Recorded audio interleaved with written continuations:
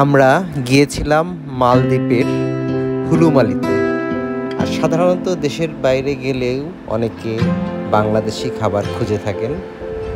আমরা মালদ্বীপের হুলুমালিতে সুন্দর একটা বাংলাদেশি খাবারের রেস্টুরেন্ট পেলাম, আল মদিনা হোটেল। এটা হুলুমালিতে মোটামুটি সবার কাছে পরিচিত। আমরা রাতে গিয়েছিলাম এবং প্রচুর বাঙালি যারা আসলে ওখানে থাকেন কাজ কর্মসূত্রে তারাও এসেছেন, এবং যারা ঘুরতে এসেছেন মালদ্বীপে তারাও এসেছেন।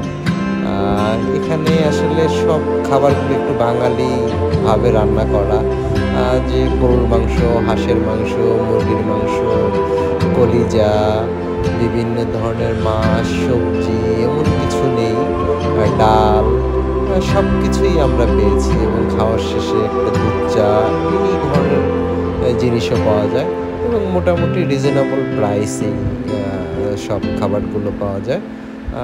তা আমরা আসলে মানে 2 দিন বাঙালি ওইভাবে বাংলাদেশি ফুড খেয়েছিলাম না।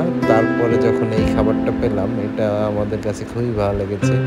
গরুর কালো ভুনা পর্যন্ত ছিল এবং হাঁসের মাংস সব। যদিও এইখানের মাছগুলো, এখানে বেশ কয়েকটা মাছ ছিল, এর মধ্যে একটা এইখানের লোকাল একটা মাছ আমরা পেয়েছি এবং সেটাও খেতে খুব সুস্বাদু ছিল।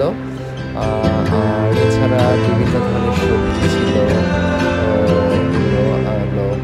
সব মিলিয়ে বেশ মানে আমাদের খাবারটা, রাতের খাবারটা খুব ভালোই ছিল। এছাড়া আমরা খাবার শেষ করে এখানে কিছু বাঙালি লোকজন পেলাম যারা এখানে কাজ করেন, দীর্ঘদিন ধরে আছেন, তাদের সাথে কথা বললাম। ইনি হচ্ছেন এই হোটেলের মূলত পরিচালক, যদিও কিনা সেটা বলতে পারি না। তিনি জানালেন আসলে সব বিস্তারিত। তিনি কদিন ধরে আছেন, এই হোটেলে কী কী খাবার পাওয়া যায়। মূলত সকাল থেকেই খাবার শুরু হয় এবং এটা রাত প্রায় 12টা পর্যন্ত চলে। প্রচুর এইখানকার যারা বাংলাদেশি থাকেন, এখানে কাজ করেন, তারা আসেন, এবং যারা ট্যুরিস্ট তারাও আসলে খুঁজে এই হোটেলে, এই রেস্টুরেন্টেই খেতে আসেন। আমি সর্বশেষ আবার একটু দেখাচ্ছি কী কী খাবার আছে। আমরা যখন গিয়েছি কিছু কিছু আইটেম শেষ হয়ে গেছে।